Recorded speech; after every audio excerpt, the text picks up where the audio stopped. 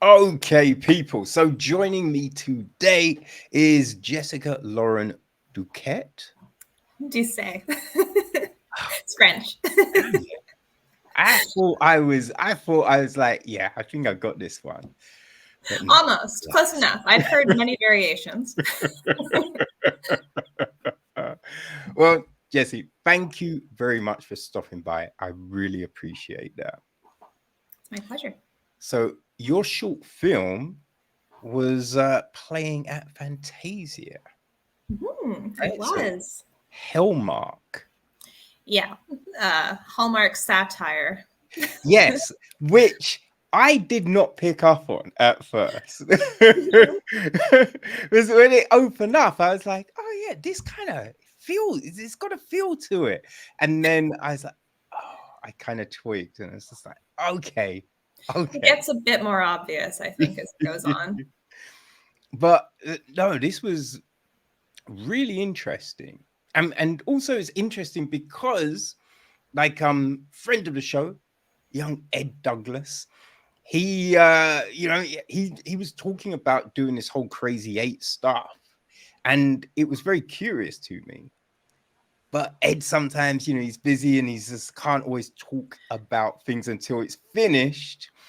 But when I saw that yours was part of that, I was like, oh, so this is the whole situation, right? You get these interesting, and also you get past things, right? And when it's passed by a friend, you think, I want to like it. I want to like it. What if I don't Mhm. like it? But I really like this. I I'm really happy. like this because it hit the things that I kind of think about a lot. Like I hate Christmas and I hate a lot of kind of rom-coms that have Mm, these unrealistic relationship situations, right? And so I love the way that this starts because it kind of starts how a lot of rom-coms end, you yeah. know? The whole And point so I is like, just thought that was yeah, I thought it was genius. Like how yeah, I've talked at you. So it's how okay. did this come about? Okay. Well, so my day job is as a crew member in film and lighting department. And when I started, it was in Ottawa, and the only thing that Ottawa really shoots is Hallmark, Hallmark movies. So Interesting. all just Christmas rom coms, all year round. Um, if it's the winter, we use real snow. If it's the summer, it's fake snow.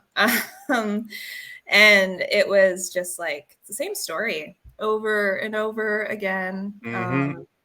And it's just very unrealistic. They're like, it's always like almost always it's man or woman, usually a woman, but goes to like a small town, ends up stranded there for Christmas for whatever reason, meets this guy, falls in love with him even though she's met him like 2 days ago, and then Yes. gives up all of her ambitions to stay with him. Like there's Yes. never this whole point of she could maybe have both. It's always there comes a time when she's offered something, like she has to go back, or she's offered a promotion, or something happens, and then her love interest is just like, oh, well, if you take that, we cannot be together. I And then know. it's I know. just It's just like, I awful. can't believe you're putting that above our love. Like, Yeah, it's so bad. So it feels like just this big machine. It is just a big machine of churning out the same product over and over again, which to me, as someone who likes to write and likes to direct, is not it's not storytelling. It's just very depressing to see. It's just a product. It's not film, really. yeah, it's like painting by Um, numbers, right? yeah, and it's just no one, for some reason, people have made like SNL has a skit about Hallmarks, but like there's not much satire No. on Hallmark, which is kind of strange. And no one had Mm. used the name Hellmark yet, which I also found very odd. So it just seemed like a good thing to do. And like every year, there's more and more Hallmark movies. So Yeah, it does seem to be this template that mhm. is used over and over again. And like Hallmark do like just all of the like Christmas and just rom-coms like Netflix put out, Amazon put out, all very much just in the same vein. Oh yeah, they're all the same Yeah. formula. They're just under different umbrellas. Yeah, and it is these situations that, like, there was one on Amazon, right? Was it the cast was great. Cast was really good. Like, I Having think, the money to spend more on that. yeah, like Susan Sarandon was in it. Oh my god, my memory's just gone. But it was a good cast. But there was a bit, and this couple at their friend's wedding, and the bouquet was getting thrown, and the guy runs across the room, grabs the bouquet before it gets to her hands, and then everyone's looking at him, and she's just like, I can't believe you did that to me and you embarrassed me in public. But they didn't break up. Right? There's a bit that after this, and they're talking and having an argument in the hotel room. She's just like, you're lucky. I know that you're not really like this. I know the real you. And it's just like, no, no, no. If someone really loved you, they wouldn't have done that in public. No. Yeah. So you get these insane situations, and one person is always like, something egregious is done, which is then just forgiven like that. And I understand you might forgive someone, but I feel you're then back at day one. You're rebuilding the relationship. You wouldn't then just marry the next day. You have to rebuild that trust, but we never see it.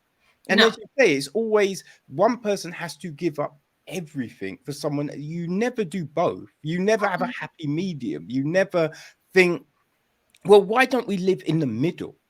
Yeah. Right? Because why can't we have everything? Yeah, to move all the way to where you have a home base, or you to move where I've got. Why don't we just pick this other place that works for both of us? Like, it's this weird situation. Yeah, well, I think it's like their easy way of having higher stakes of you have to make this big decision. So it's like when it could be just a conversation. Yeah.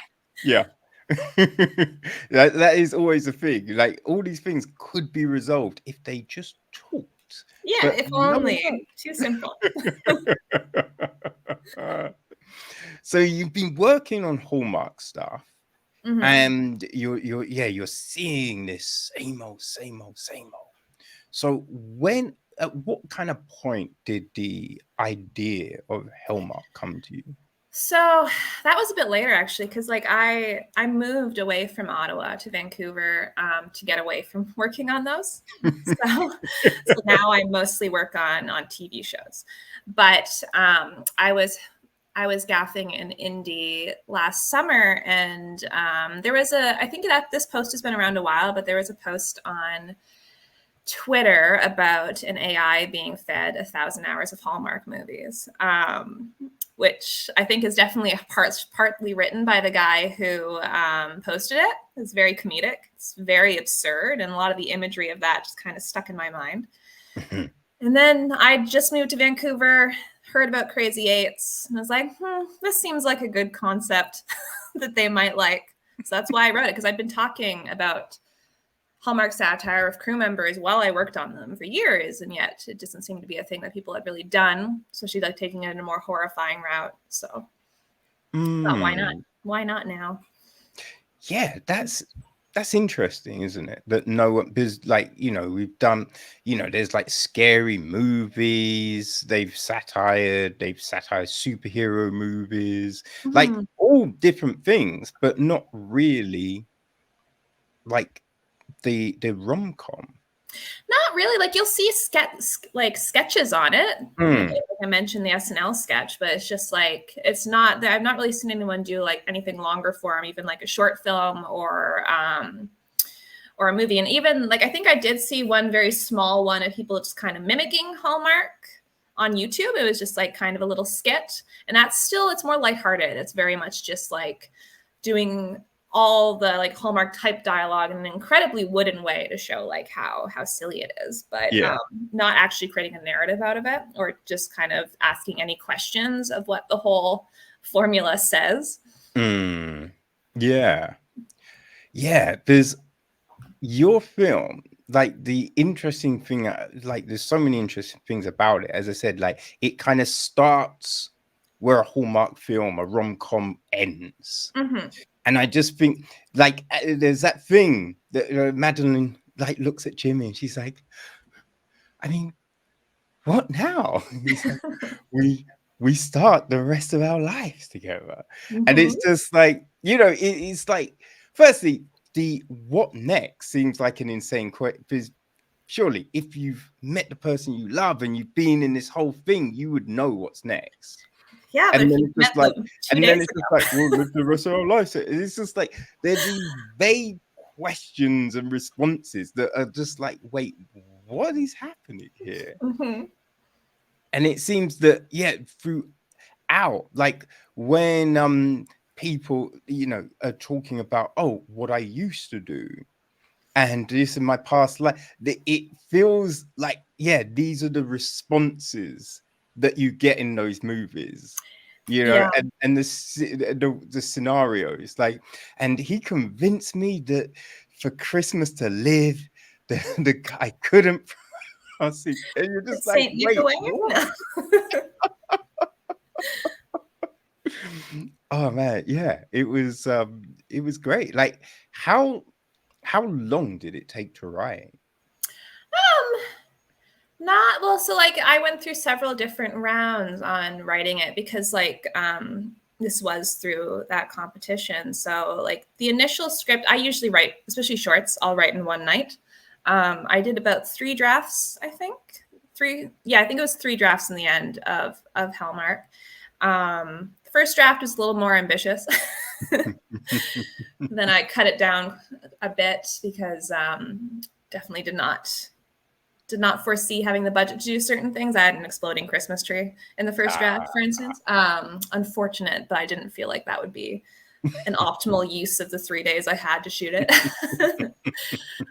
It was 3 drafts. Like Crazy Eights, they have this whole thing where it's like there's several different rounds. There's pitching, doing a video pitch, then doing a live pitch in person, and then only then was it on to script. Like I had I think 2 drafts before I got on to, like after the live pitching round, and then they give you a story editor.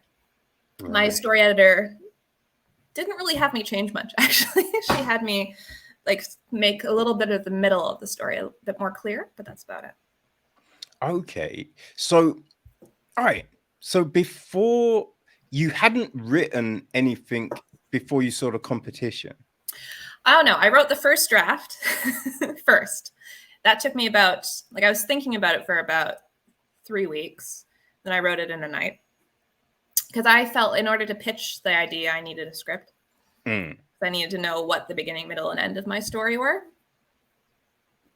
Okay, but you saw but the competition was the thing that kind of made you go, okay, let's do this. Yeah, it was because I wasn't, it's a lot of money, and the script I wrote was pretty ambitious, and it's just like so the same movie that I was on when I found that AI that post about an AI writing a script based off Hallmark movies. I was working with a DP on that. I was gaffing for him, and I came up with the idea on that movie, and he told me he'd shoot it if I wrote it. So like because of that was a larger reason as to why I actually wrote it. And then it was like the idea was I would actually make it if I managed to get to the end of Crazy Eights, which they choose 6 films. I think there was about 150 submissions last year.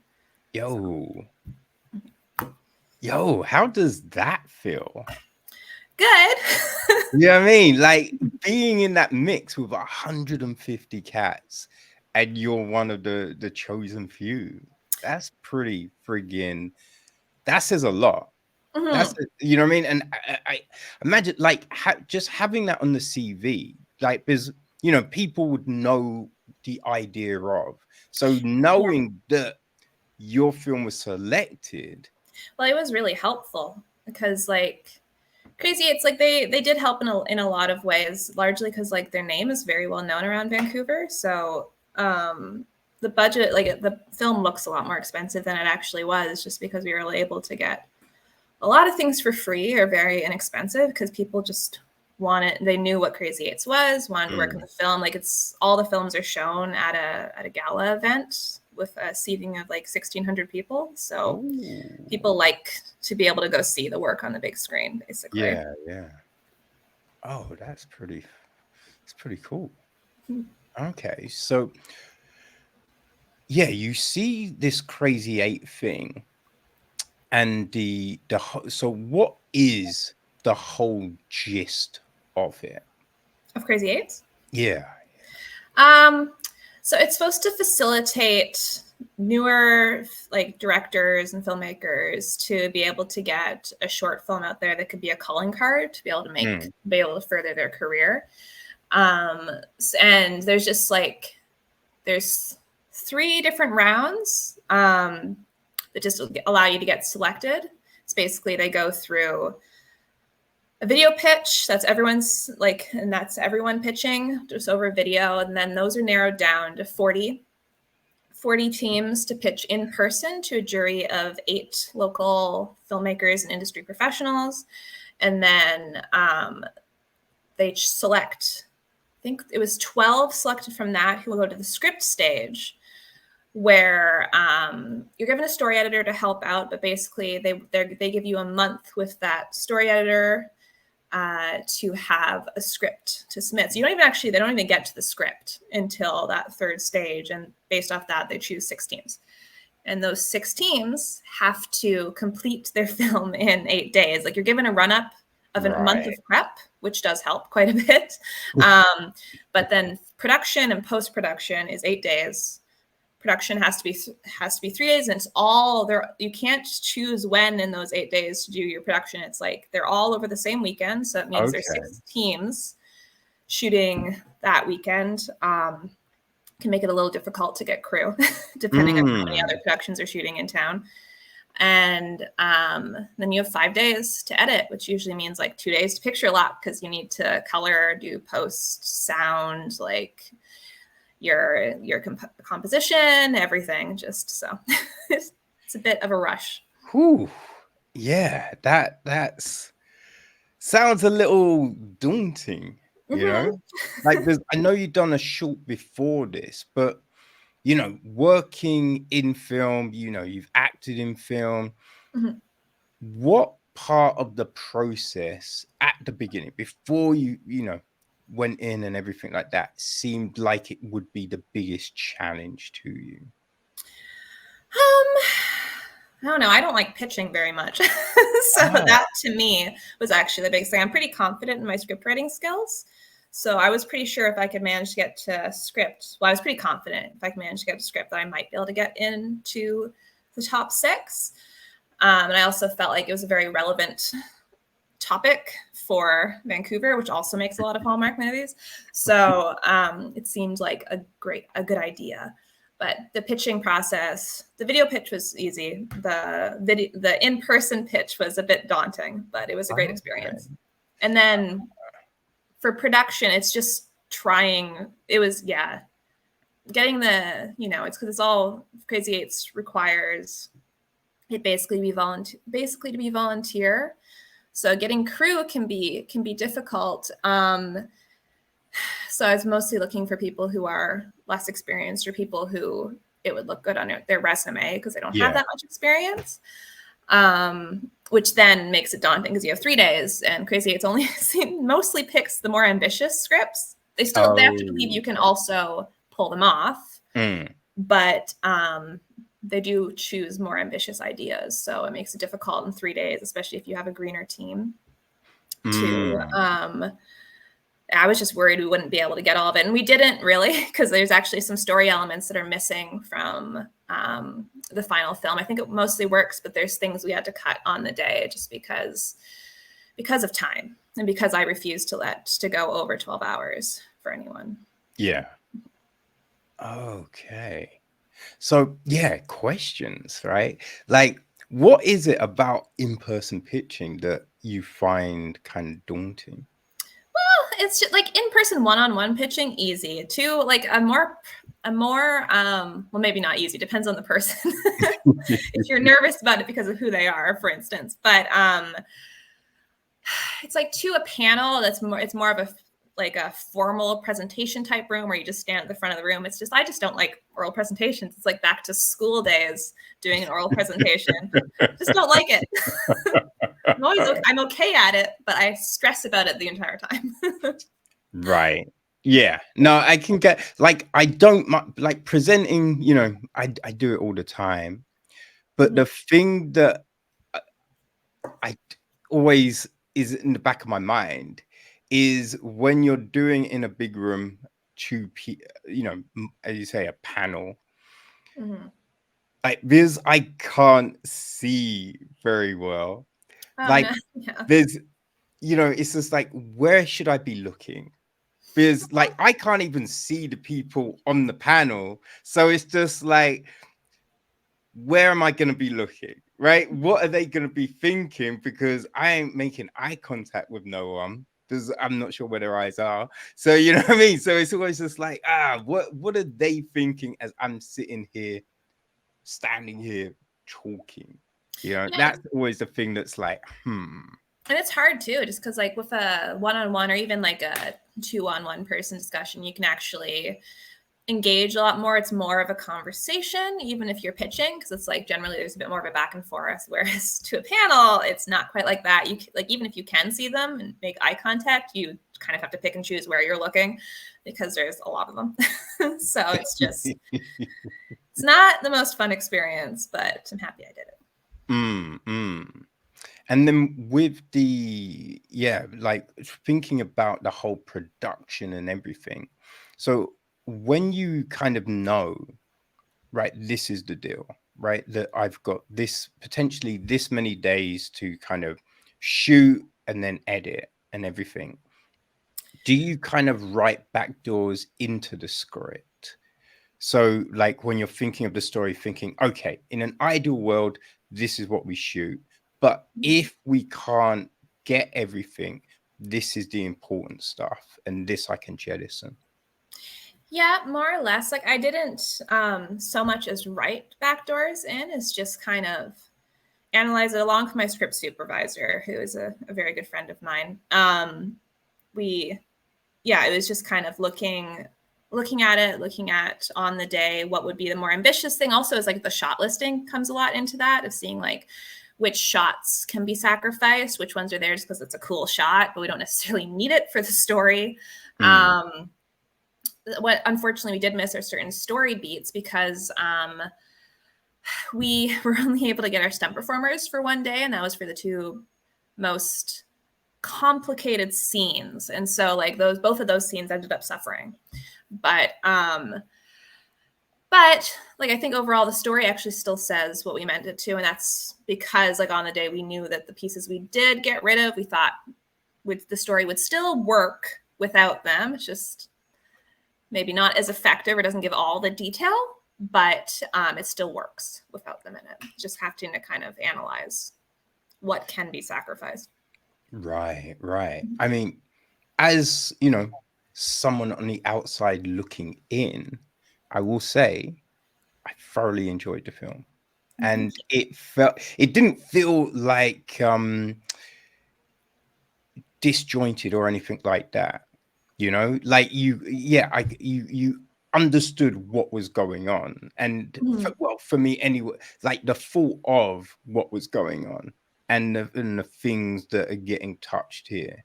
Like, you know what I mean? The whole kind of idea of like this happy ever after and giving up on things, going into the unknown, or just being in a situation that is more curated and easy, you know? And so exactly what I was trying to get at. yeah. So, okay, that's cool. Because that's the thing, right? Because it's just, you know, it always just watching films kind of reminds me of like galleries and books. Because I love walking around a gallery, and sometimes you hear those conversations and you'll see something and be like, oh, I like that. That's a nice building. And then you hear someone talking and be like, now what you see, the artist with the building, they're talking about familial relationships, and you can see with the shape of the windows, it means their dad hated them, and you're just like, yo, what? What are we saying here? You know, and it's always, and especially when you've heard like the artist talk about the work and say something completely different, and this person's like, no, no, no. So this is definitely the thing, and so like it's, you know, when you watch a film and you think that you've seen these kind of themes and tones and stuff in it, like, you know, you can think that's what you see, but it might not be. So yeah, it's always interesting when you're talking to someone and you're being like, yeah, no, if your film talk to me in this way, and they'll be like, oh yeah, no, that's what I'd be like, okay, that's good. But you don't want to hear what are you talking about? Huh? Well, though I think it's great if like I think like creators should be, I mean, I am at least, it's kind of interesting if people have a different take on your film. It's like it is like I did, because it is satire. I am writing it very like it's more political in certain ways, writing satire. So it's just like you are usually going more heavily on theme and the underlying messages than you might otherwise. Like in other things I've written, it's like it might just be more about the character arc and not really about the underlying themes. There's probably some, but it's more about the character. Yeah. So it's like whatever themes you pick out of that might be a little more accidental than on purpose. So yeah, like, you know, it did seem there was this kind of this chilling element to the film, like this undercurrent that was very interesting, because it wasn't like there was bad things said or anything like that, but it was this tonal shift and the use of music. I thought the use of music was pretty genius because is it Joy to the World? I hate Christmas songs, so I'm not quite sure It what is they're Joy to called. the World. Yes. Okay. But I love the fact that, and I might be wrong, but that's playing all the way through, but changed up. It is. That was And Emer, my composer's idea. Is a great call. oh, that was fantastic. Because I like, one thing that is a bit of a bugbear for me is like those tonal beds in films. It might not be called that. That's what I call it in my head. But it's, you know what I mean? When you get to a scene and it's just like, this is sad, and you get the sad music, or this is angry, and you're like, okay. And it's just like, just let the scene talk for the scene. Don't force feed me the music to make me feel these emotions, because it jars me. But when like you get something like yours and the music is this accompaniment, it's very interesting. It's very interesting because you're just like, oh yeah, that's so good. That works so well. Like, so yeah, at what point did they think of that kind of idea? Well, I think it was just because like I had actually Joy to the World written in as the song for the choir singing at the beginning very early on in the script, just largely because it was one of the ones that's not copyrighted. Oh, okay. One of the many Christmas songs, which there's like, it was the one as well that actually, if you look at some of the lyrics, there's a bit more of a creepy undertone in certain ways. And because like, you know, this is about a happy ending. So the song about joy seemed like Joy to the World just seemed like a good fit. And then it was just kind of, we had this whole conversation about how the entire film is just like a tonal shift until like the end, it kind of comes full circle, but it's still like in a way more sinister way than it was at the beginning. So it's just like, we talked about distorting and just distorting the chords, using them throughout. And just as well, it's like, you know, we didn't really want to have a lot of the music over the dialogue or anything because it distracts too much. And yeah, so it ended up, it's more of an accompaniment. To be fair, a lot of this actually was, I'm happy it ended up working well because a lot of it was just time. We did not have time to do any more composition for this 8-day period. So it was just kind of like, Amir had come up with these like with all of these songs, these shorter segments beforehand, because we talked during prep about everything. We weren't sure, like we had plans of how it would all turn out, but it's hard to say 100% if it would end up fitting. You're trying to keep it so that the tone would work along with the music. And then we just fit it in like puzzle pieces once we'd cut the film, basically, because we'd already discussed what type of song we thought would work with different sections and how it should transform as the short continues. So it's more or less how it worked out. That's interesting. Like, it's funny how sometimes when you have to do things on the fly, that actually could work out better than the original thoughts. Or because when you think about stuff like Jaws, right? Everyone talks about Jaws as being one of the best films ever made. But it's good because you don't really see the shark. Right? And we only don't see the shark because the shark didn't work. So it's just like, what would Jaws have been like if the shark had worked? I feel like nowhere near as well, not as good. Maybe not nowhere near as good, but not as good. Just because, like, I feel like there's so many movies that have shown that quite often a lot of the tension is lost once you see the monster. Yeah. I think when you get that kind of reveal sparingly, it's so like, I just remember that latest Predator film, Prey. That was so good. And you don't really see a lot of the Predator until the end. And I just thought, yeah, that's perfect. It was a perfect way of doing it. And, like the first Aliens film, we only really see it towards the end, like things like Event Horizon. And that suspense is there because, everything is very sparing. So it's interesting, how those things can work out, like, because you're tight on time or budget or whatever. It happens to be like a lucky coincidence, basically. It's just that sometimes it is better that something doesn't work out.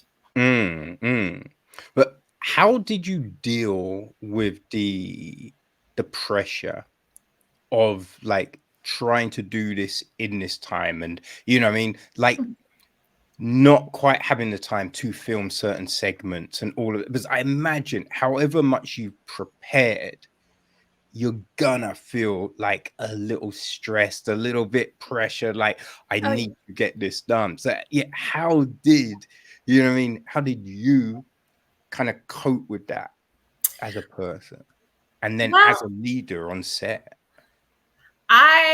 It's like at the end of the day, you just need to have a finished film. So it was just kind of, I guess I was definitely very quite stressed on set, but you shouldn't. It's just like, you don't really let that out. It's like, if there's a problem, what's the solution? It's like, if you are running behind, then you need to cut down on setups. You need to cut down on certain things so you can move on quicker. So it's just, a lot of this was discussed beforehand. We had some very ambitious days schedule wise. Because a lot of these were built sets. We were shooting entirely in the same location, but it was a very large factory location. And it just meant we had to have more crew members than we would have otherwise, because we were building sets while we were shooting other ones, then tearing down the previous set when we were shooting the next one. It was just kind of leapfrogging like that the whole time. And it was just that needed to have something finished. So it's like anything that we had to cut, it's just kind of, you have to move past that and see what's the next solution. At the end of every day, we were just meeting and seeing okay, well, are we switching how we're starting the next day? Are we changing around our schedule a little bit? Are we just getting rid of some of the things that we had planned on shooting because we don't have the time to do that? The unfortunate thing was that the day that we lost most of the story beats that I did lose, it was all on the third day. So we didn't have a day after that to shoot. So a lot of the other 2 days, actually, I didn't lose anything from the first 2 days. It was just that third day and two particular scenes. Ooh. So that Yeah. was frustrating. And then I had to go directly the next day into editing. So, I mean, those 8 days, I was dead for like a week after those 8 days. And I was like, what did I make? I couldn't even, like, I can't even objectively at all. I mean, it's very hard to objectively look at your film, but I can't, like, I couldn't even really look at it without just seeing all the problems. So. Yeah. Yeah. Yes, I get that, because there's times I've had to write reports and things like that, and you're just pushed. And then it's just like, oh, God damn it, I should have put that in. I hate the way I started it. The middle bit is trash. Yeah. And it's like, yeah, you're just so frustrated, like just putting on events as well. Like, you just think, oh, why didn't I have this? I should have done that. Like, people are going to hate it. The menu sucks. And it's not until someone's been like, is it on the last day, someone might be walking out, be like, great event, really enjoyed it. You're like, huh? What? I know. Yeah, exactly. What's wrong with them? God damn. It's like, are you sure? I think it's horrible. So yeah, when was it that you could like look at it and go, yeah, we did a good job here. This is good. This works. I mean, okay, so like, probably like I took a month off from watching it once we'd submitted it to the festival and everything, and just had everything completed. I didn't watch it for a month, and then like Crazy Eights does a gala showing, and at that gala, like the audience response was pretty great. So that was a bit just like, oh, maybe this kind of works. But I still kind of look at it and I'm just like, these story beats, why aren't they in there? A couple other things. But like overall, I do at this point now, and this is like, gosh, 6 months later, feel like we did a good job. Like I talk about having green team members, but I had some very experienced technicians. So like, because I'm from that background, it's very easier for me to get favors from fellow technicians than anyone else. So it's just like our lighting team, our grip team, sound, camera, they were all amazing. And so I think it really looks that way. So that greatly helps. The music's really good. The performances are really good. For me, just as the screenwriter as well, that's my big problem. Like, when you submit it to Crazy Eights, do they feed back before the gala? Or are they like, oh, you did we really enjoyed it? Like, next time on your next shoot, maybe think of this and then, like, what do you get from them?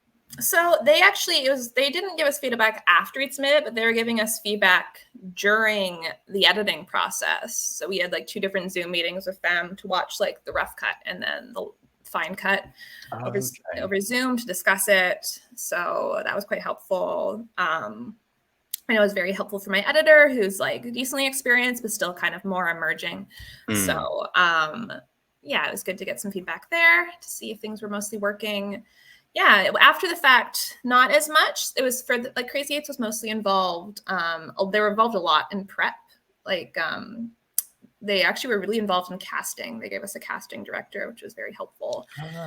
Yeah, they're involved in prep just to kind of be a go-between to see if we can get sponsors, industry help, and just like if you're having trouble. Like I know a lot of teams had trouble securing a location. Just different things like that. They were very involved in prep, and then they were involved, in the editing room. And they did come by set a couple times. I barely saw them. I know my producer mostly interacted with them. So, okay, that's really cool. That's cool. And with the casting, what was the kind of thought behind all of that? Did you have kind of set looks for your characters, or was it just who kind of brought the lines to life? It was who brought the lines to life. I there's a certain, for some of the roles you're like, yes, this should look like they could be in a Hallmark movie. That's kind of the only look thing that I was concerned with at all, was that could they possibly be in a Hallmark movie? And I feel like with the right grooming, almost anyone can. So unless you're a little too edgy and have tattoos all over your face, because yes, there is that look Like when you see the leads and it is kind of like, wait, were they in the other? Oh no, it's different people. Yeah. Oh, they look like the people from that other. Oh, okay, it's different people. Okay. And like actually a lot of the people I did that a lot of the actors that were brought on were had worked on Hallmark movies before. In fact, actually our number 2, Jimmy, who's like barely in it, but he's a Hallmark star. He's a lead Hallmark actor. I contacted him. He did an audition. I was just like, if there's any role that I could get someone who's actually involved in Hallmark for, it seemed like it could be that one because it's just a one-day commitment. Yeah. So I contacted Giles. I thought he might be interested because he doesn't just do Hallmarks. He's also huge, and he does a lot of voice acting. He's big into superheroes. He's like does a lot of superhero voice acting, a lot of things like that. He was on Man in the High Castle. Like he does other things. So like Hallmark's not his only thing, but he looks very Hallmark leading man. So he seemed perfect for that, and I was happy he was interested. And then the other people, like Tanya has been like a best friend, and she was my lead, a best friend in a Hallmark movie before. She's usually seen as a little, I think maybe not quite right for the lead role, but she was perfect for this audition. So she auditioned completely not the way I wanted, which actually made her really stand out. She went full satire because she read that they get like a quick blippet of the idea of what the film's about. She read that it was satire, so she dressed up like a Christmas present, more or less. She had like this big red bow, and then she read everything like complete full satire, very comedic. And then I gave her a call back and asked her to do it the opposite. But she was great at both. So. Oh, that's cool. Well, it got noticed, right? So yeah, no, that works. That works. Yeah, no, I did. That was another thing. Watching it, you do kind of get that Hallmark feel from the cast and everything like that. So that was yeah. All comes from their experience. And the lighting in the film, because when you get to, it seemed like we used a lot of Christmas colors. Yes. Okay. Yeah, because again, it's like you're watching things and you're being like, it's Christmas colors, right?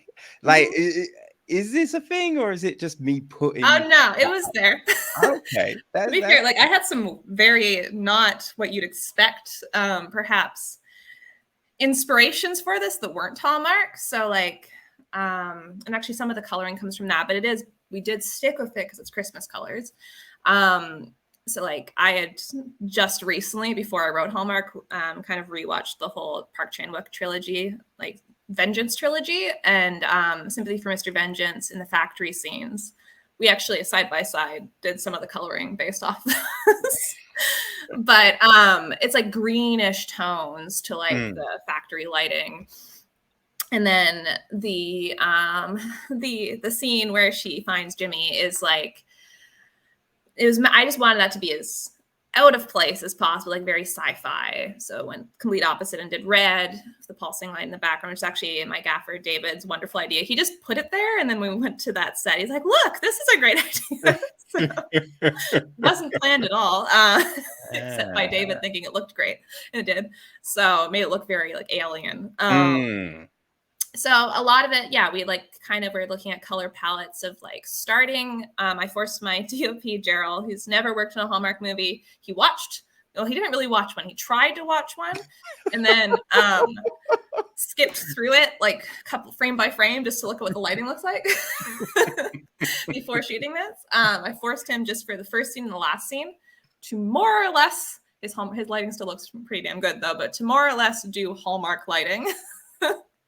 More higher key, more evenly lit, and then the rest of it, the plan was to kind of go gradually darker and darker, higher and higher contrast, more like just a lot different, like getting as far away basically from the Hallmark look until at the very last scene we snap back to it. Yeah, the whole tonal idea. Yes, that yeah, very interesting ending there. Now, because you come from a lighting background, which is interesting, because as I said at the beginning, haven't spoken to anyone from a lighting background, Mhm. which is because you know it's such an interesting part of a film, Mhm. because there's times when a film, like, the story can be great, but it just feels too shiny, and you're just like, I mean, it doesn't look right, and you're kind of and especially when, like, sometimes these period pieces, and you're Mhm. just like completely thrown out, because it's just like, wait, this doesn't feel like it's meant to be 1603 or whatever. Oh So yeah. it's just like, yeah, what, you know in your job, like, how does the whole, I mean, this is so vague. It's gonna be like, how does the lighting work? I mean, but like, what goes into setting like that feel? Finding the right kind of contrast, and are you comparing light bulbs? Like, you know, I have no clue. So I mean, it might sound so ridiculous. I'm like, oh, what do you do? A color palette? And be like, like, how does it work for the layperson? I mean, so like usually in pre-production, you'll have kind of decided on color palette for lights. Quite often, for most productions, they don't really do that much colored lighting. Like a lot of, especially like Hallmark movies, it's just kind of, you'll use daylight, which is like 5600 Kelvin, which is more of a blue light for like lights coming through the window to symbolize any sort of sunlight. Or if you want it to be like golden hour, you'll make it more golden. And then otherwise, like usually we use tungsten bulbs and have them on dimmers, and quite often it's dimmed just to eye or to monitor. We'll have like quite often we'll have the monitor up, and it's like we'll have all these plans of like we have dimmers or bulbs that can just be like remotely dimmed in all the lamps. We'll have lights shining through the windows, or just like, and it's usually we motivate based off lighting sources that you see on set. So it's like if it's a window, you could be motivating out there. It could be sunlight, moonlight, street lamp.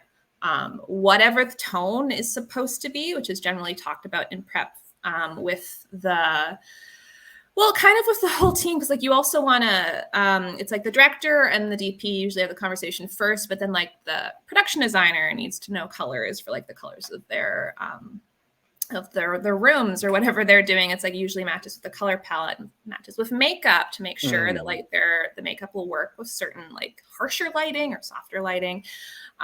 Also costumes, like it's kind of a little all over it's with everyone. It's a big conversation in prep. And then like on the day, it's just kind of, it's like, do you want something to be like Hallmark? It's mostly soft lighting. You kind of are using a lot of LED sources that are just create more of a soft look, not so many harsh shadows. It's more of a beauty look, very bright, a lot of light everywhere. Kind of like, I don't know, it's sunny and like it's sunny all the time. Or is it a noir in there? Like it's thinking of the complete contrast of like really deep shadows and just like the darkness kind of playing as much of a role as the light, using really hard light from further away with like usually a lot more powerful sources, and just cutting them in specific ways, using like blinds or just whatever to create shadows on the wall or on people's faces. It depends, like it's what the tone is supposed to be.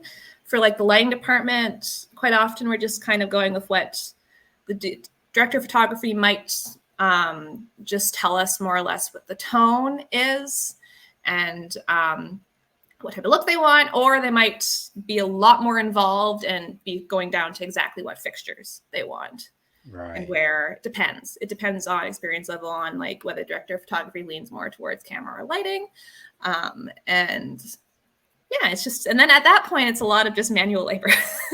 So, and power distribution and making sure like, yeah, everything is powered and working properly. And usually if it's on a bigger set, we're have our 20K generator or multiple. It's on a smaller set, you're using what you can from house power and using way smaller sources.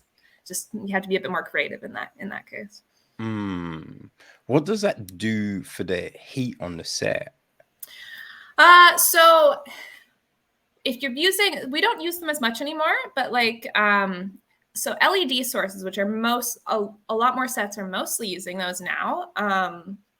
Because because you can plug them off house power, like they can work on a 20 amp circuit. So you like LED sources run mostly cool. Some of them can get a little bit hotter, but they shouldn't get so hot that they'll really be changing the temperature around set. Whereas like a lot of the older lights, so that's the tungsten lights, like big 20Ks and everything, well, they'll turn in the middle of winter into like a scorching summer day. So I actually, the last TV show I was working on was an older set. It'd been going for 6 seasons, I believe, 5-6 seasons. But I think it had been rigged for about 6-7 years because there'd been some time off in between that. So it was all old tungsten sources, all 20K tungstens in studio, rigged to the ceiling, and that gets pretty hot. Yeah. We were luckily shooting that over the winter, so it was nice.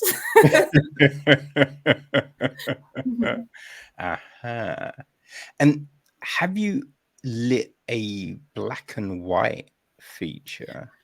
I have not. We don't do them that often in Vancouver or in Ottawa where I started, but like generally, I know it is actually quite a bit different in terms of the lighting and the coloring, because like different colors do different things. Usually you are using like the bigger sources. You need more light generally, but I've not personally worked on one. Interesting. Yeah, it's very like do you like remember back in the day there was a distinct difference between TV and film lighting. Like, and then suddenly we've had that kind of shift where TV now looks akin to film. I think it's just that like, because it's kind of same as like the shift from film to digital, it's that it's so much more accessible now, like all the different sources. And I think it was just that TV back in the day did not have the money to use a lot of the more expensive equipment. That'd be like the more expensive lights, camera equipment, just anything that went into making films look that much better. And now it's like the playing field is kind of evened. We're all using the same things. Films still usually have a higher budget, but that doesn't necessarily mean the lighting is better. It like they're usually using a lot of the same sources, just it's scale that would be different. But like more and more money has been poured into TV. So I feel like, The Last of Us, for instance, just shot in Canada as well. Like they had the scale that a lot of movies have for their lighting, and like they were doing very large scale lighting rigs where you can light like an entire town for night, which is very expensive generally, because it's like usually I'd say like the whole saying is on a film you can tell if you're in like outside at night in a scene, and unless it's like a very moody film that has a lot of darkness, it's just like you can tell where the budget ran out, where you stop being able to see the background. Right. It's like generally what they'll try to do when they have more money is it'll just be like more and more light simulating moonlight, which require just in order to simulate moonlight, you need like lights very high up. So it's like on lifts, lighting balloons, or higher powered lights from further away, usually on lifts because you still want them to be coming up from that angle from higher to feel more like, general ambient light. So they just need a lot more of that if you want to see like a full, baseball field. Okay. Interesting. Like, did you always want to get into the whole lighting game? No. How did you stumble into that? So I originally started I didn't even know I wanted to be in film until like my early 20s, because like I was going the whole university route. Like I always wanted to write, but I thought I wanted to write novels at first. But I went to university for criminology, which was a compromise with my parents. Because they're like, it's an arts degree, but it's a practical arts degree. And I hated it. And I met someone who was in acting, dropped out to do acting, was a starving artist for several years. Did like work on various things. I actually had more success as a body double than anything else. But then through like a short film that I worked on, one of the directors of that had started working as a best boy. So that's like second in command of the lighting department in Ottawa. and they needed people one summer, and I needed money. So I went out and worked on that show for a couple of days. This was just like it wasn't even Hallmark. I think it was a Lifetime thriller, very low budget. And there was a gaffer for a different company in town that also did MOWs that was working on that one that needed crew for his next series of features, because they usually they run them back to back. It's like 3-week jobs, 3-week long jobs.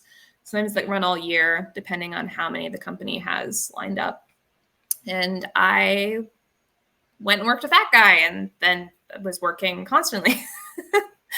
So yeah, and that it was just kind of like, I also, from having been in acting, it's like I do like acting, but I don't know if I love it enough with how much like there's so much failure time between jobs, like, and rejection, basically, not failure. It's like there's a lot of rejection, a lot of times where you're just not earning any money, but you're still required to pay for things. Yeah. Like headshots, acting training, various things. So it just becomes very expensive and very difficult to maintain. And I also felt that, especially at the low level I was at, a lot of the jobs that I was auditioning for, I was like, oh, this role's not that interesting. And then there's a lot of the same roles. And then it felt like there was actually a lot more creativity and room for me to be creative behind the camera. So, yeah, just decided to transition to behind the camera. I didn't know at first, once I was in lighting, I was just like, oh, well, now I'm making money. And then I was like, maybe I want to be a director of photography. And then it was like, no, I like writing, and I don't want to give my scripts to anyone to direct. So then, yeah, I'm still in lighting and like trying to make directing and writing directing on the side. Okay. Eventually want to transition fully into that, but for now, what actually makes me money is lighting. Okay, but I guess having that as like the foundation will really help inform the writing and the directing, because now when you're writing a scene, you'll know what will go into lighting that scene and making it work. Where, you know, I might write a script and be like, okay, can we make this? And you'll be like, no, what are you doing? Like, that's going to cost so much money to light. Are you crazy? But you will know everything. Well, yeah, and it's not even like just working on set. I feel like you see a lot of the other departments too, because it's like we get a lot of directors, not always, but we do get a lot of directors who've never, like, especially with their first time, who've not really been on set much or been a crew member, really know how it all works, how a set runs, how long everything takes. Because, like, you know, there's so many different departments, and like certain things have to be discussed. And just like having been a part of crew and like all of the production, a lot of production meetings, a lot of just details and all these things, like even beyond the lighting, it's just like there's so much that needs to be discussed before the day, that like needs to be discussed on a script level, whether it's feasible or not. And then like beyond that, usually it's like you'd hope that once there's funding, they will have assessed whether the script is feasible or not with that funding. But and like, you know, you'll get a lot of times where you have a director who's just like, oh, on the tech scout, which is when, you know, all the departments have come in and looked at the location we're shooting at and talked about what's going to happen on the day, and then arranged everything according to that. You'll often be told, like, I don't know, like looking behind me, for instance, we're never going to look that way. That's where we're going to put all our tents and equipment. We're never going to look that day. And then you get there on the day and the director's just like, we're going to look entirely that way right away, right off the bat, right where all your stuff is. It's just like, and where nothing has been planned. There's no power. Like there's nothing there. So like I've had that happen. And yeah, it's just, that tends to lose a lot of time. Yeah, so I can imagine. Yeah, but I tend to write lighting into my scripts. I try not to make it super obvious, but but it's in there. So like with, you know, directing this and your previous short, like what have you found about it that really kind of excites you and kind of, you know, that new motivation for story in that type of storytelling? Well, it's just, I don't know. Film it's so collaborative. It's like very much a team effort. And I just find like you write a script and then it feels a shame to not try at least to take that into directing. And especially if you really, because usually like I decided that I liked writing scripts better than I liked writing novels because I usually am imagining everything in my head in a very visual manner. I usually have more or less the idea of how I want it to be shot. Like the shots are kind of, I'll write a script according to that. If I'm only describing someone's face, it's because it's a close-up. If I'm describing a wide area, it's a wide shot. Like I won't write shots into a script, but it's very much, I very much have it all pictured in my head. And it's just like, then you can take that on to set. And if you're working with like a director of photography, who will have like more experience and ideas of how exactly to bring that in with using different, like bring that vision to life. And then like you have your production designer. It's like, there's so many aspects to go into it. And like being able to work with all these talented individuals, like in the actors, just the technicians, crew. It's just, it feels very fulfilling. And it's really brings a story to life. To me, it's like the story is, at this point, it feels like if I wrote a script, well, nowhere near, like, it's just like, okay, I've written a script. Have to do so many more steps to, to do something with that before I feel like I've done anything.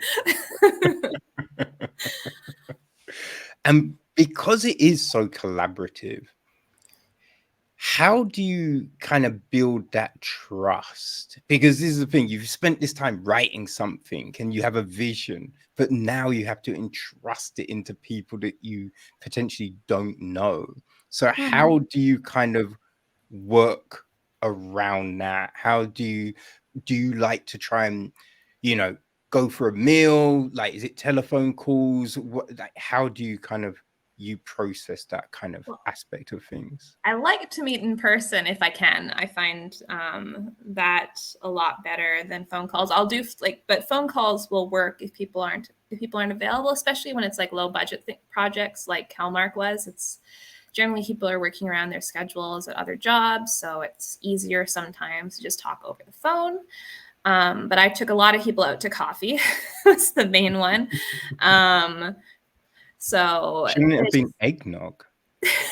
Well, it was past that time of year at that point. And that so coffee felt better, and I just always want to go for coffee. There weren't many places serving eggnog. So yeah, just meeting in person, trying to talk through what this is about. I was basically doing a lot of before the fact is contacting people and trying to meet them in person to see like if they were interested in describing the project to them, going from there.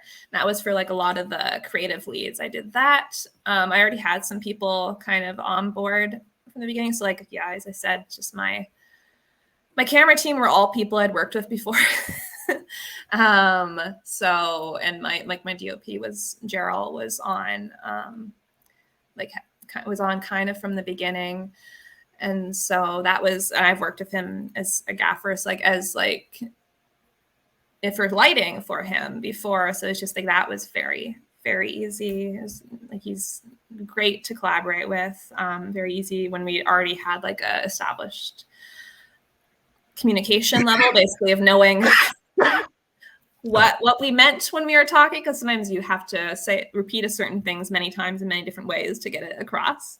It was just, kind of having to try to communicate as much as possible, making sure that if people didn't know what was going on, that they reach out, just like, because just trying to keep communication open. I'm still, newer to all of this. So like, I feel like do it better next time again too. But just trying to communicate as much as possible. Okay. No, I think that's always, a good thing. Like just, through the years, that's the big thing I've definitely figured. It's just like, keep those lines of communication open and everything should work out in a wash from there. Hopefully. Yeah. Hopefully. Yeah, hopefully. There's always things that'll change, but then there's fun of like having to come up with such a new solution on the fly. That can always be, you know, I think Yes. that's the excitement in film. There's always something like that. I was doing a photo shoot, and I'd only got enough budget to do 2 days, and it was pouring down with rain at the beginning on the first day, and it was just like, God damn it. But luckily I had indoor components, so it's just like, okay, we're gonna shift to all the indoor shots first, and then it stopped raining and we could go outside. But yeah, like just sitting on the train and just seeing it and be like, God damn it. Like, this is really frustrating. But it's just being able to pivot like that is definitely an important thing with this. Oh, you have to be able to. You have to be adaptable, because there's always situations like that. I mean, especially, like, I'd say London's definitely like that. Vancouver is really like that too. Lots of rain. Yeah, that's the thing I love about Vancouver, though. It's like because it does seem to have more kind of seasonal weather, like over here, which is just like, yeah, that's good. That's good. Because, like, you know, it gets hot, but it wasn't, when I was there anyway, it wasn't ridiculous heat. So I'm just like, yeah, I can cope with this. This is cool. This works for me. It's still, like, it's been getting hotter, I think, in the last couple of years, based on what, even though I've only been here for 2, what people have told me, it's hotter, but it's not that bad. It's definitely been worse places. So, yeah, like, now this project is done, like, what do you think have been the biggest takeaways from it all? Well, like, I feel like it's not done because I'm still kind of in the middle of the festival run. I don't know. It's just, yeah, I don't want to pay out of pocket for my next one. So now I'm looking into a lot of grants and just various funding bodies for different things. Like, takeaways, I don't know, just wanting to use it to make, like, a feature. So, like, I do think, like, it's a very valuable experience. There's many things I would do differently next time. Probably try, if there this type of scope of a project, would have been good to have 1 extra day of shooting, an extra day, I think, in location as well for prep for our department. Just, like, different things that we could have done if we had more money and more time. Like, my intention is to not do another larger, because there's a lot of crew on this one. I don't want to ever do another project that has a larger crew that's volunteer. That's just, like, crazy. It was kind of the name of, like, what Crazy Eights is about, that it ended up being that way. But yeah, my biggest thing is you always need more time. I think, yeah, needing more time, wanting to look more into funding for next things. And I also don't want to do that many more shorts. The aim is to do features. Okay. Well, no, I think that makes sense. But, like, doing this, it must be really good for the confidence. Like, knowing that you got the film made out of 150 people. Like, you came through. So there's that. And then just, 3-day shoot, 5-day editing. And you're able to. I don't want to do that ever again. That's another big takeaway, I suppose. But it must feel good that you were able to go through that gauntlet and come out the other end with this great finished piece. Yeah, no, it does. Like, I definitely, my intention going into this was to try to create a calling card film that I could use to try to get a feature made. So it's just, I think I definitely accomplished that, and it's definitely a big confidence booster. Nice. Now the big question is, have you shown it to Hallmark? I have not. We'll see. Like, I don't know. I do actually know some people who know some Hallmark execs. I have not shown it to them. I am currently planning to write a feature script for it. So at that point, I'd probably have to show it to Hallmark or change the name at the very least. We'll see. But you kind of must feel though, right, that they would get it, I right? think Because I they would. know what I'm they do. They know certain what they'd they're get it. doing. You know, Whether they'd condone it is perhaps another yes. thing. Yeah, But yeah. That's the other. That is the thing. Because when you Google Hellmark, so much Hallmark comes up. they assume that you made a typo. That's what Google assumes. Yeah. So yeah, they might go, can you change the name, please? I was, because there was like Crazy Eights does have a legal team. I was amazed they didn't make us change the name of the short film. But we'll see. I'm gonna try to write a feature script, and we'll see if they allow me to keep that name. I don't know. Yeah, might be a little too close for comfort. Yeah, maybe. It'll be interesting to see. But how much of like the greater picture is in your head at the moment? For a feature? Most of it, because like honestly, it's just kind of fleshing out things. When I was writing that short film, it felt like I was writing a snippet of a story, because it's just like there's so much you can kind of delve into, and there's so much of Hallmark even that I just did not explore because I did not have the time. Crazy Eights has a time limit of 12 minutes. So I think 12 to 15 minutes. So, and I just did not really have the time to tell a larger story. Like I kind of know what the beginning, middle, and end is. I'm going still more on kind of like the artificial route that I did with Hallmark. Like I don't think I'm going to ground it in an actual town. I'm just going to stay in a very artificial, like factory type setting, just because it's kind of a big allegory for the whole machine of creating these movies. So yeah, it's just basically expanding on it, adding in scenes that I didn't add into the short because I had no time for it and didn't necessarily need them for like the shorter story I was telling. But yeah, it's just expanding on things, making sure it has all the story elements that I ended up missing and more besides. But yeah, it's like I have beginning, middle, and end more or less. It's just fleshing out stuff in between and making the world a lot bigger. Ooh, yeah, I'm very intrigued. I'm intrigued to see where Madeline's story takes her. Yeah. Like, I have an idea, but I am as well. That's what the writing process is about. Like, I did feel the names all felt very Christmassy. Yes. Okay. Right. I mean, some of that was actually in the some of it wasn't even in the script, because like for instance, the first scene in the factory with Holly wandering through and naming all these women, and she improvised that. Oh, that was entirely improvised, but she caught on to the fact that I'd named everyone else in the script after, like, other than Jimmy, after a lot of, and Madeline, just they all had Christmas names. So yeah, she just kind of went off of that, and on the fly decided to give everyone Christmas names.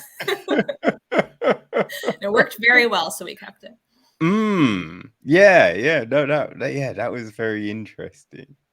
And there was that sinister kind of vibe going through with that as well, which was just like, well, yeah, that was like, the set design is just kind of like, yeah, it should still look like a factory. It's just been smothered in Christmas. Just a little odd. Yeah, for sure.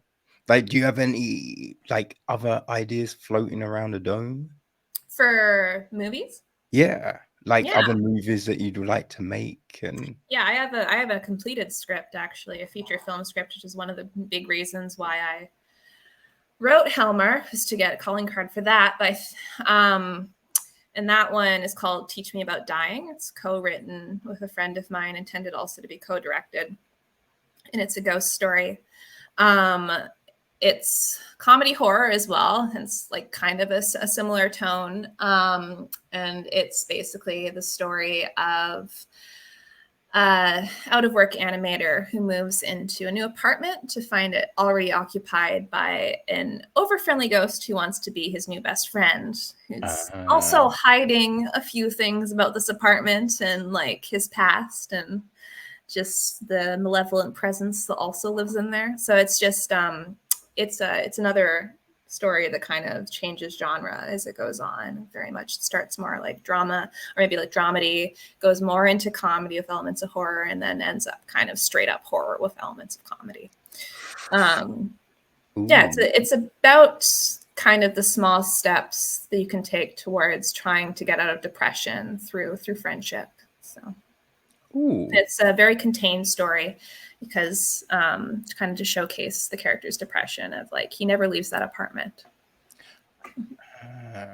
And just all the characters you see are either the characters who live there or the ones who come by. He has an estranged sister who's always checking in on him, and a delivery person because he can't bring himself to cook.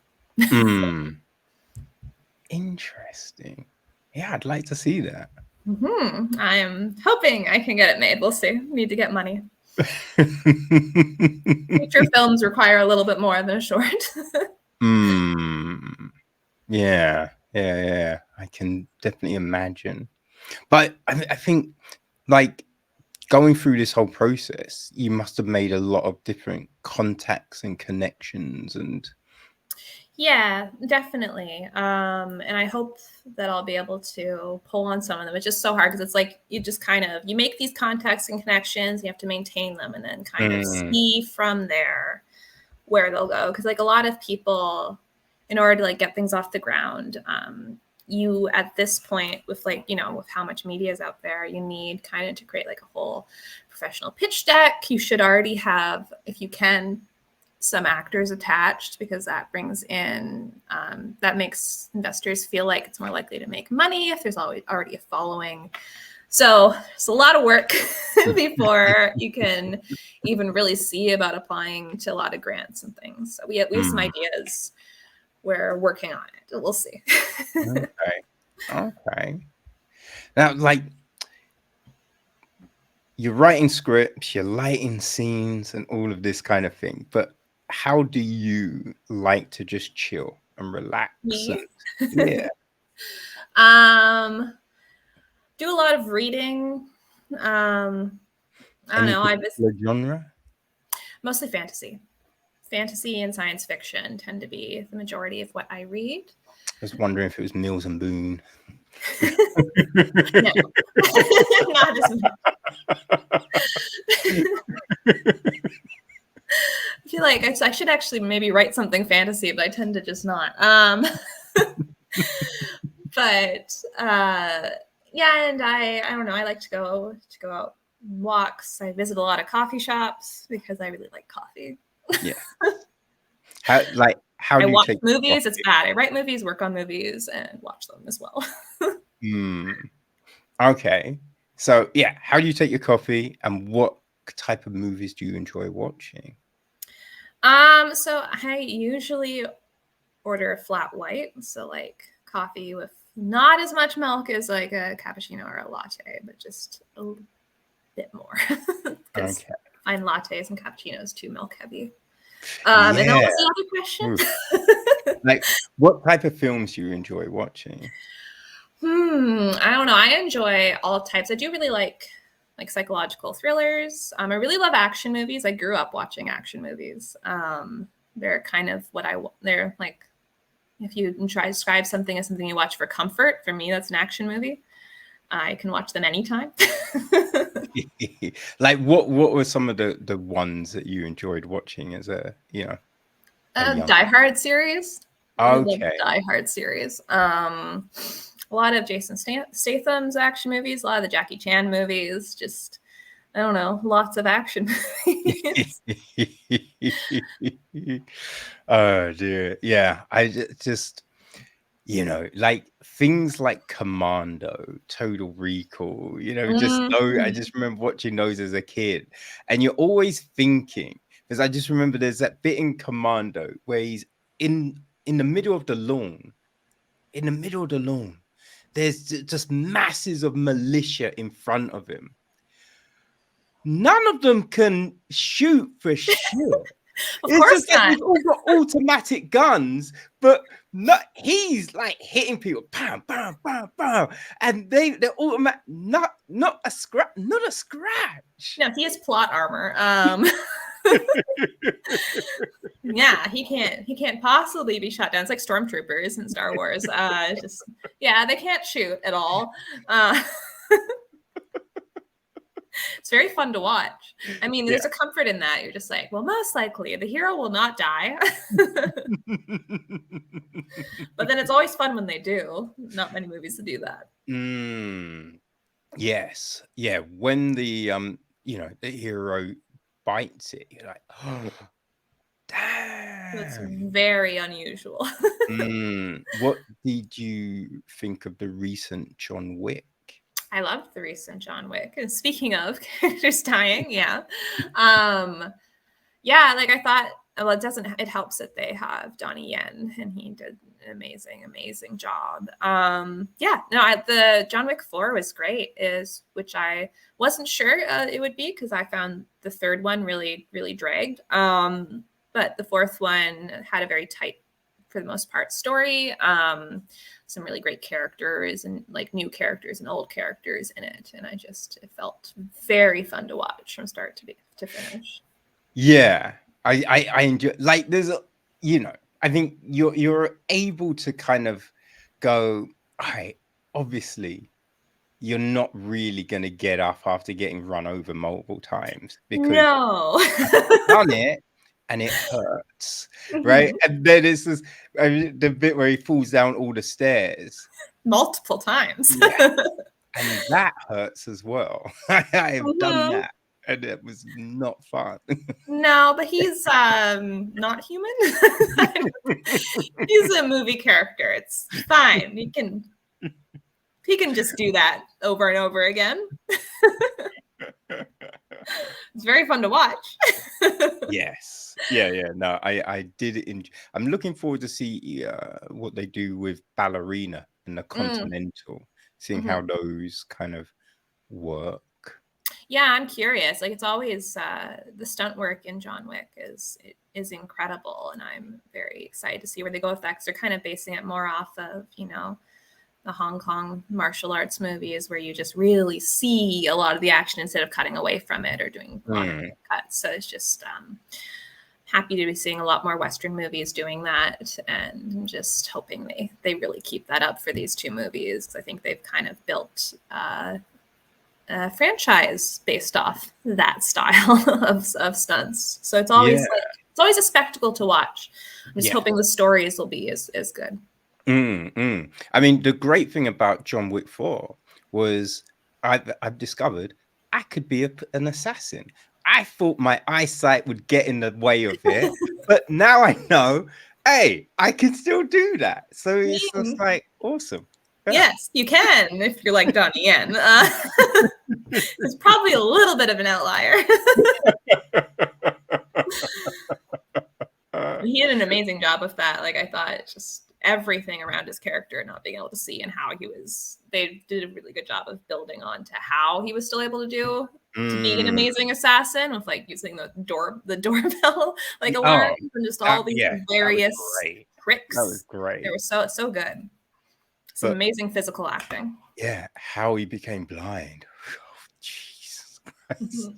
Oh boy. Woo. Yeah, that was it. Do you think you would want to shoot an action film? Maybe at some point. I'm not currently writing them. I mostly feel like I've been sticking to kind of more surreal horror with like comedy at the moment. But like, I would love to write an action movie, and then we'll see. Just haven't come up with an amazing idea for one yet. Right. There's quite often action elements in what I write, but not like a full action movie. Yeah. I did think, I was, thinking, Jimmy, come on, You should be able to get out of this situation. You should. Mm-hmm. But I don't know, how manufactured was he? That's the thing.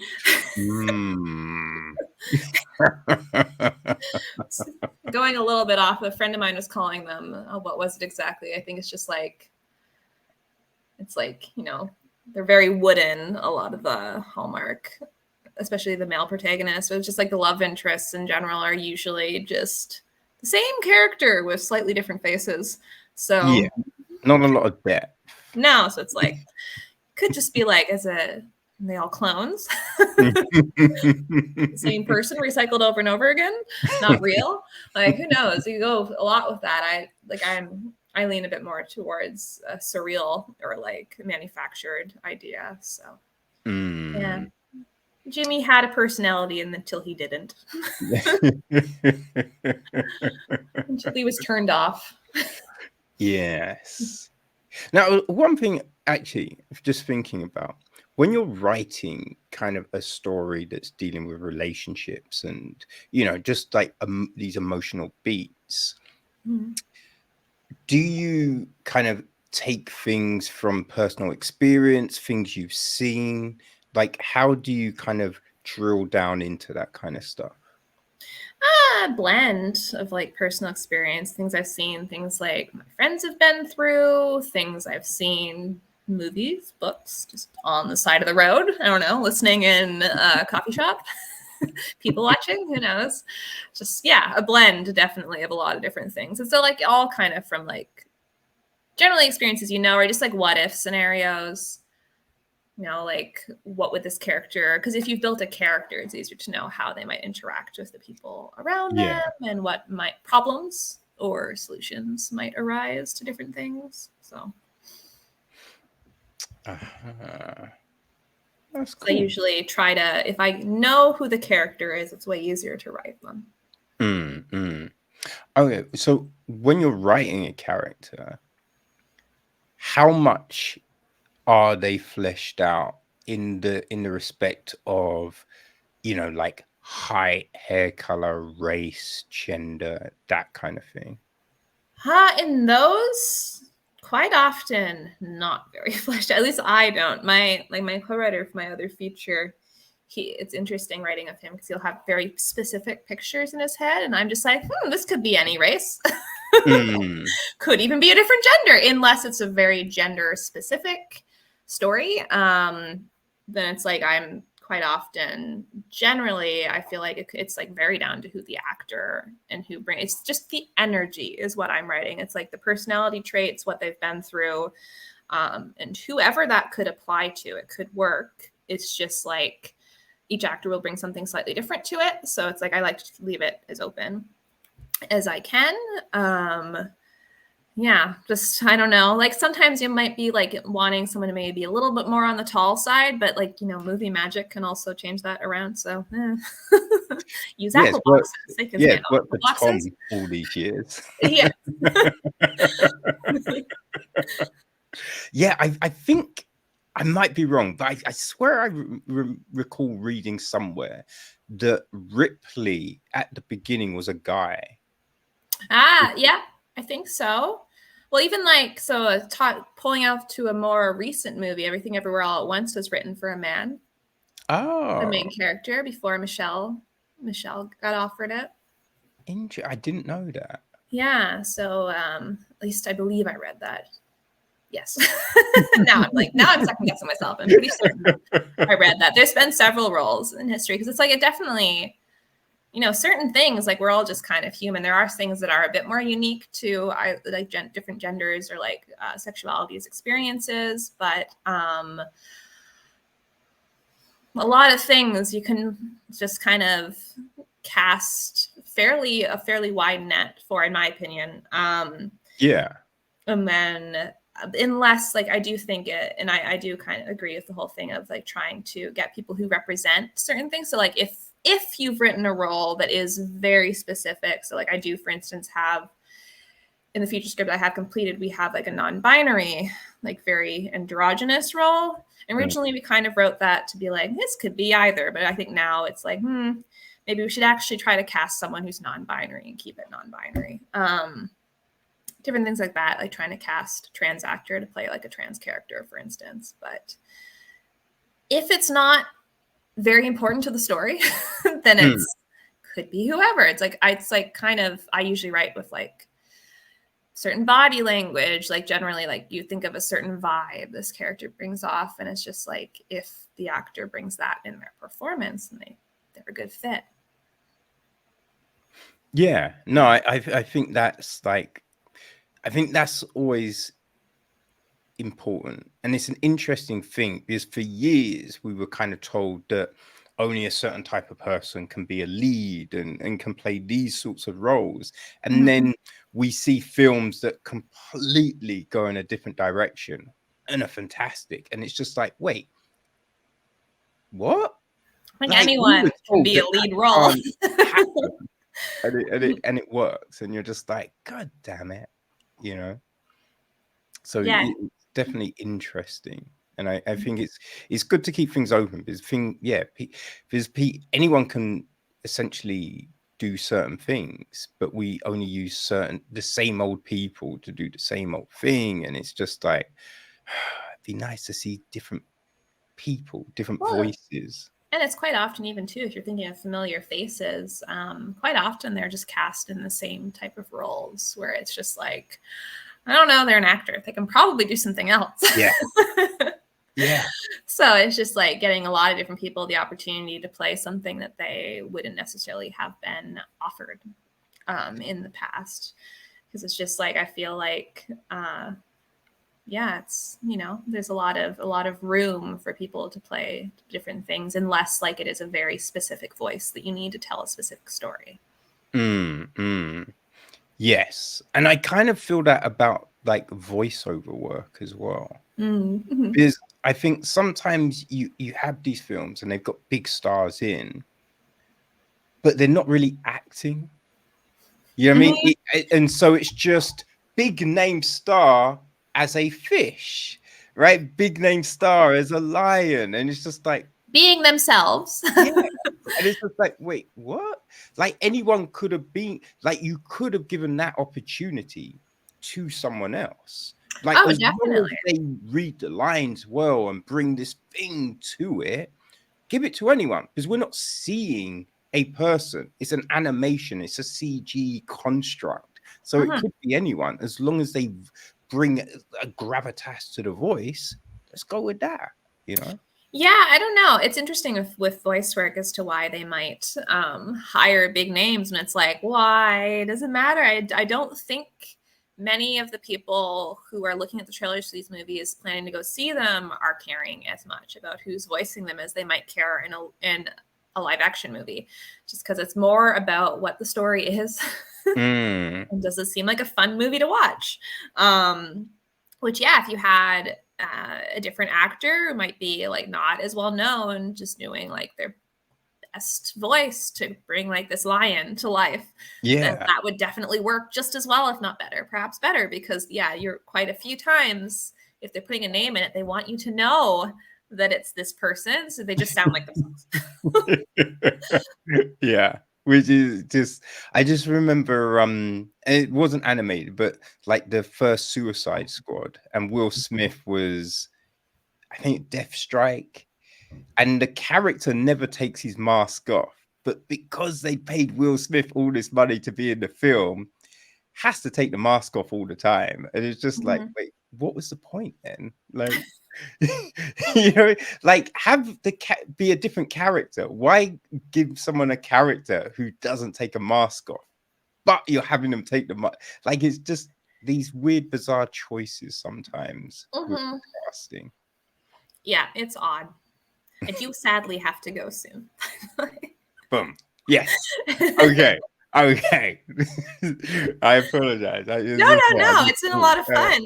I'm just keeping half at like a side-eyeing time. Okay. So where else, like, do you have any upcoming dates that people might want to know about? To see Not yet, unfortunately. Like I wish. It's like we've applied to a ton of festivals, but Fantasia was the earliest to let anyone know, just because it was the earliest festival to run. A lot of the other festivals that had like deadlines that we could reach just based on when we finished Hellmark. We won't know until at the earliest mid-August. So actually not that far away for some things, but then a lot of them we won't know until the fall, because a lot of things are like, a lot of festivals are happening late fall, winter, next spring. So right now I'm like, no idea. Okay. So where should people go for that potential information when it drops? I do have an Instagram page, which I believe is just Hellmark Film. So now I'm going to double check that. Yeah. All the information will be on the website, people. So yeah, you'll be able to follow the film, you'll be able to follow Jessie. So just make sure you go do that, because then you'll be able to find out A, when Hellmark will be screening next, and B, when Jessie gets the feature. Yes, I'll definitely mention that at some point. Well, awesome. Well, no, this has been a blast. I really appreciate you giving me this time and being able to watch your film, because I loved it. So I'm happy you did. congratulations on being able to run that 8-day gauntlet. This is very impressive. Thank you. It's been wonderful talking to you as well. I'm happy that you wanted to. Oh, no, it's been a blast. And yes, when you have another project to talk about, please, door is definitely always open. Sounds good. I definitely will let you know. All right, splendid. All right, enjoy the rest of your day, Jessie. Same to you. Thanks. Bye. Bye.